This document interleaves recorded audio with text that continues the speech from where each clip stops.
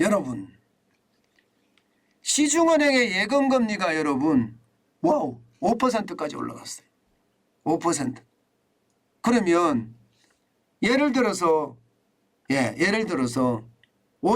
1억을 집어넣으면 어떻게 될까? 1억을 예금을 하면 연 500만 원을 준다는 이야기죠. 연 500만 원. 자, 여러분 이거 한번 보세요. 농협은행 1년 만기입니다. 1년 만기 정기예금 금리가 5.1%입니다. 1억을 넣으면 510만 원을 준다는 이야기죠. 1년에. 물론 여기서 15.4%라는 소득세를 제외해야 되겠죠. 소득세를 제외해야 되겠지만 그래도 510만 원이라는 돈은 적지 않은 돈이잖아요. 굉장히 높은 돈이잖아요. 만약에 10억을 넣어놓으면요. 5천만 원이 5,100만 원이 된다는 이야기잖아요. 10억을 넣어놓으면. 그러면 여러분 10억을 넣어놓고 과거에 우리가 이자 생활자라는 이야기 제가 기자 처음 할 때 진짜 좀 많이 들었거든요. 쉽게 말하면 은행에다 현금 10억을 넣어놓고 이자가 올라가는 대로 이자를 받으면서 내가 생활하는 노후를 즐기는 그런 사람들이 있었는데 그렇게 된다는 뜻이에요. 그렇게 된다는 뜻. 야, 이거 여러분 앞으로 이게 고금리가 계속되면 진짜 좋은 이자 생활자가 될 것 같습니다. 그동안 말입니다. 60대 70대 하시는 분들 참 힘들었거든요. 이게 은행에 넣어봤자 1억 넣어서 1년에 100만 원도 안 나오니 이거 가지고 뭘 어떻게 해 이렇게 생각을 하셨다가 이제는요. 이자 생활자도 이제 뭐 열심히 살면 되겠다. 그래서 임대 생활자가 됐잖아요. 임대. 그래서 여러분 임대 사업자가 많아진 거예요. 이게 노후에 뭔가 살긴 살아야 되겠는데 갭 투자를 통해서 임대 사업을 하면서 노후의 어떤 생활고를 해결하는 그런 투자들이 많았거든요. 근데 이제는요, 지금 이대로라면 은행에다가 돈을 집어넣고 이자 생활자가 돼도 별로 큰 어려움이 없겠다 이런 생각이 저는 듭니다. 농협만 이런 거냐? 아니에요. 농협만 이렇지는 않습니다. KB국민은행, 여기도 마찬가지 5.01%고요. 우리은행은 4.98%입니다. 신한은행도 4.85%고요. 하나은행도 4.85% 됩니다. 그런데 이거요 여러분 5% 금방 다 됩니다. 아니 내년 가면 6%가 될 겁니다. 내년 가면 6%가 당연히 될 거예요. 당연히 될 거예요. 그러면 여러분 6% 금리라고 그러면 시중은행이 안전하다면 너도 나도 지금 달려갈 수밖에 없습니다. 게다가 말입니다. 요즘 유행이 무슨 말인지 아세요? 금리 노마드라는 그런 단어가 지금 굉장히 유행하고 있어요. 노마드라는 게 유목민이라는 뜻이잖아요. 유목민. 유목민은 풀이 있는 곳을 계속 찾아가잖아요. 그죠? 마찬가지로 금리를 높게 주는 곳 사람들이 계속 찾아가고 있습니다. 계속. 예를 들어서 지난번에 관악신협에서 10% 적금금리 준다니까 밤새 줄 서잖아요. 밤새 10% 금리면 여러분 어마어마한 거예요. 어마어마한 거예요. 10%면. 이게 만약에 여러분 10억 넣으면 10% 금리면 1억을 준다는 건데 물론 10억을 넣어서 거기에 할 수가 없겠지만 그들도 특판으로 할 거 아니에요. 이게 뭐 고정금리로 계속 주는 것 같으면 그게 가능하지만 그렇지는 않을 거라고 보거든요. 특별 판매, 특판으로 할 거예요. 그러면 뭐 어쨌든 간에 10억 원이 되면 1억. 진짜 장난 아닙니다. 그만큼 말입니다. 앞으로 금리는 더 높아질 거고 앞으로 점점 높아질 거예요. 그러면 지금 저축은행의 평균금리는 어떻게 될까? 6% 다 넘습니다. 6% 넘습니다. 저축은행 이금융권이니까. 여러분 이럴 때는요. 여러분 반드시 우리가 명심해야 될 게 있습니다. 제가 반드시 명심해야 될 게 저축은행에 내가 5천만 원 이상 투자할 때는 5천만 원 이상 투자 안 하는 게 저는 좋다고 생각을 하고요. 만약에 5천만 원 이상을 투자하겠다 생각을 한다면 진짜 경영 상태를 제대로 점검해야 됩니다. 경영 상태를.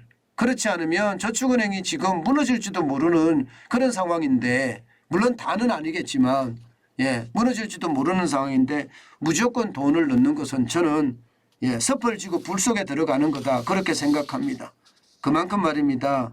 심각하다는 이야기고 특히 시중은행의 금리가 5%를 넘어섰다는 것은 여러분 2008년 금융위기 이후 14년 만에 처음입니다. 14년 만에 처음. 그러니까 너도 나도 이게 가입을 하겠다 이렇게 생각을 하는 거죠. 아마 그럴 거예요. 여러분들 중에서도 이제는 예금이나 적금이 더 좋아 이렇게 이야기하시는 분들이 대다수일 거라고 봅니다. 뭐 투자해서 이익을 얻는 것이 그만큼 줄어드니까요. 예. 그래서 많은 사람들이 은행으로 몰려갑니다. 2022년 예, 이게 보세요. 2022년 올해입니다. 예, 2월 말 현재 700조 7,309억 원이었던 것이 지금 10월 말 현재 847조 2,293억 원입니다. 얼마나 늘었어요? 150조 가량 늘었죠. 그런데 이것을 좀 뒤로 돌릴까요? 작년 말로 돌릴까요? 작년 말로 돌리니까 690조 366억 원입니다. 그러면 여러분, 그러면 160조가 더 늘어난다는 거죠. 160조. 10달 만에 160조 늘어났다. 한 달에 16조씩 예금 적금으로 사람들이 쏠린다. 예, 이겁니다. 그럴 수밖에 없는 게 이자를 많이 주니까 이자가 500만 원이면 적은 숫자가 아니잖아요. 그러니까 영문이 무브라고 이야기하나요? 그런 상황이 지금 계속된다 이런 얘기고요. 게다가 말입니다. 더 심각한 것은 방망이를 짧게 잡는다는 거예요. 1년짜리 들기도 부담스러워합니다. 전부 다. 왜냐하면 금리가 계속 올라갈 거니까. 언제까지? 금리가 언제까지 올라갈까요, 여러분? 그게 중요합니다. 우리에게는요. 투자를 하는 데는 금리가 언제까지 또 얼마만큼 올라가지가 중요한데 일반적으로 금리는요. 앞으로 더 올라갈 거라는 게 예상이고요. 지금 3%의 금리잖아요. 지금 예상하는 기관에 따라 다르긴 하지만 작게는 3.25% 예상하는 데도 있고요. 예, 깊게는 3.75%나 4% 예상하는 데도 있습니다. 뭐 지금 현재까지는 4%까지는 이제 좀 뭐라 그럴까 아니다 이렇게 이야기하는 것 같고요. 뭐 3.5%까지는 가지 않겠느냐 뭐 이런 얘기도 지금 나오고 있습니다. 이렇다면 여러분 이제 우리가 기준금리가 3%잖아요.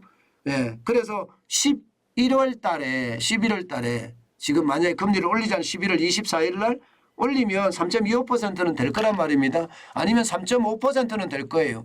저는 시장의 상황에 따라 굉장히 달라질 수가 있기 때문에 빅스텝이라는 0.5%를 올릴런지 아니면 0.25%라는 베이비 스텝을 단행을 할런지 정확하게 예측할 수는 없지만 현재까지는 또 베이비 스텝으로 간다는 게 일반적인 시장의 예측입니다.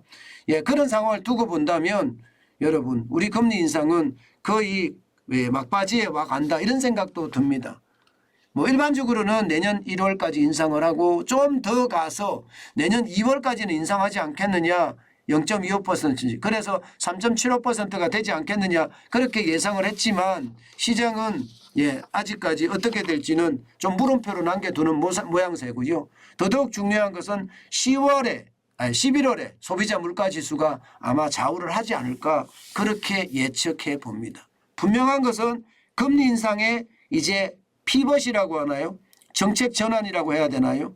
이제 계속해서 올리지 않고 뭔가 동결시키든가 아니면 뭐 하락시킨다는 이야기는 아예 안 나오는데요. 동결까지는 나오는데 동결까지 나온다면 이것은요. 이제는 우리가 뭔가 선회를 할 수 있는 방법이다. 우리도 선회를 해야 된다. 다시 말해서 분노의 매수 시점이 점점 다가오지 않겠느냐 이런 생각 진짜 많이 해봅니다.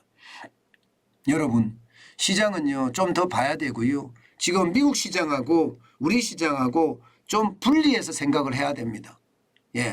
옛날처럼 동조화로 같이 갈 거다 하는 생각에서 우리가 부채가 너무 많기 때문에 또 한미 금리 차가 지금 계속 나고 있기 때문에 좀 분리해서 경제를 좀 분석해 볼 수 있는 그런 필요가 있지 않을까 저는 그런 생각 요즘은 진짜 많이 합니다. 그만큼 말입니다. 경제 상황이 미국과 한국의 상황은 다르다. 그래서 미국이 기침을 하면 우리는 몸져 눕는다. 뭐 그렇게까지 저는 생각을 하거든요. 그렇기 때문에 시장을 예의주시하는 거 반드시 저는 필요하다고 생각합니다.